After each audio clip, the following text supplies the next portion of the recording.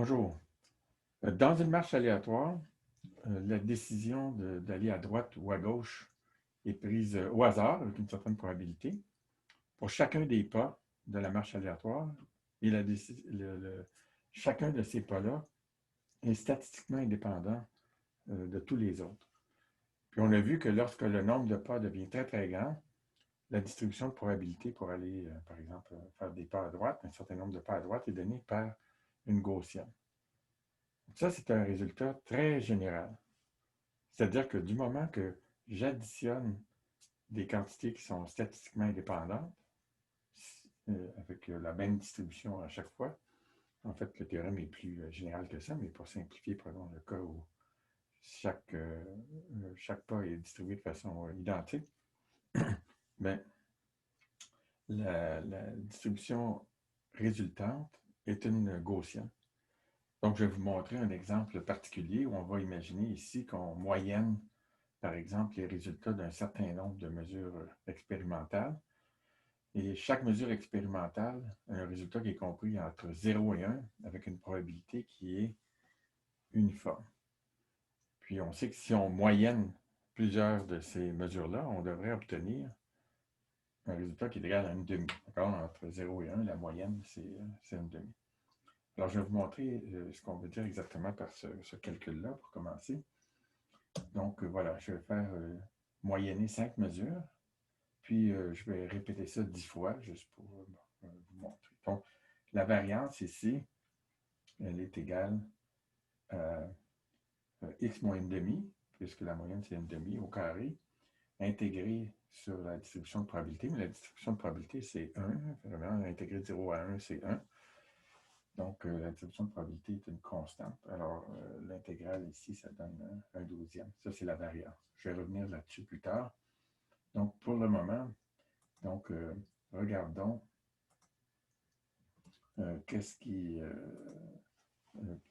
comment les calculs sont arrangés. Voilà. Donc, ici, je moyenne ces 5 chiffres-là, vous voyez, qui sont entre 0 et 1. Ça donne ceci. Ensuite, je moyenne ces 5 chiffres-là qui ont tous été tirés au hasard entre 0 et 1. Ça donne ce résultat-là, etc. Donc, maintenant, si je veux savoir la probabilité que la moyenne ait une certaine valeur, ben, je peux faire un histogramme, parce qu'ici, les chiffres sont distribués de façon continue, donc, puis on en a juste un nombre fini. Donc, je vais faire un histogramme. Je vais diviser l'axe des x en 250 intervalles. Puis, on va regarder combien les résultats de ce Moyen-Âge, combien tombent dans un intervalle, quelle fraction tombe dans un de ces 250 intervalles. Voilà. Donc, allons-y pour commencer, pour vous montrer que c'est bien, les chiffres sont bien distribués de façon uniforme. Je vais prendre juste une mesure, donc je moyennerai sur rien, mais je vais faire 5000 réalisations de cette mesure pour montrer que c'est distribué uniformément. Alors, voici la variance. Bon, la variance de la gaussienne qui va résulter va être égale à la variance pour chaque mesure, mais la variance doit être divisée par le nombre de mesures qu'on moyenne. Donc, l'écart type va être la racine carrée de la variance ici, divisée par le nombre de mesures. Pour le moment, comme m est égal à 1, ben, ça ne change rien. Voilà. Alors, maintenant, je n'imprimerai pas les chiffres parce que ça va faire des trop gros tableaux. Et puis, voilà. Donc, maintenant, on va faire l'histogramme dont je parlais. Alors, le calcul se fait, il faut être patient un petit peu. Voilà. Donc, la gaussienne, c'est la ligne orange. Vous voyez que ça n'a rien à voir avec les mesures qui sont prises, qui sont toutes centrées autour de 1 sur 250, la moyenne, parce que j'ai 250 intervalles. Donc, en moyenne, il tombe à 250e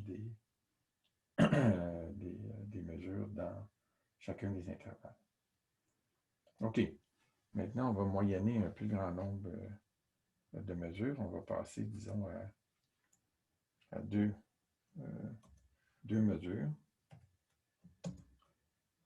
Et puis, la variance, elle, pour chacune des mesures n'a pas changé. Mais la variance de la gaussienne est, est plus petite. Vous voyez, c'est un 24e parce qu'il faut diviser par M, le nombre total de mesures qu'on moyenne.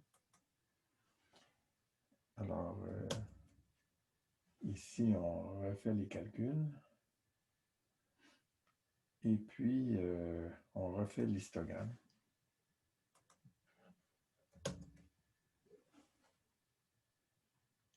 Patientez un petit peu.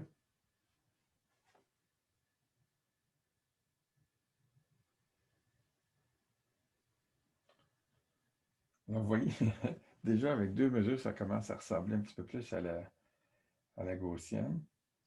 Mais essayez de vous souvenir aussi des fluctuations autour de la gaussienne. Si j'avais pris plus que 5000 mesures, tout ça aurait été 5000 réalisations, pardon, tout ça aurait été plus proche de la gaussienne. Là, on en prend juste 5000. Maintenant, si on passe à 5 mesures,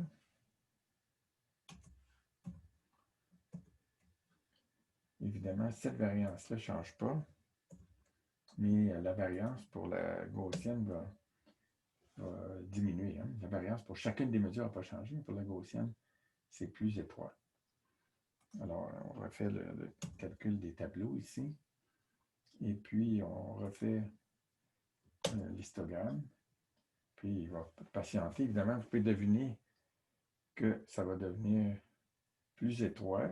C'est-à-dire que la probabilité que ces moyennes-là soient autour d'une demi a augmenté. Et puis, en plus, il y a moins de chances d'avoir un résultat moyen qui est différent d'une demi. Mais c'est encore important. Mais vous voyez, on a pris juste, on a moyenné juste 5 mesures ici. Si on moyenne, par exemple, si on fait 20 mesures,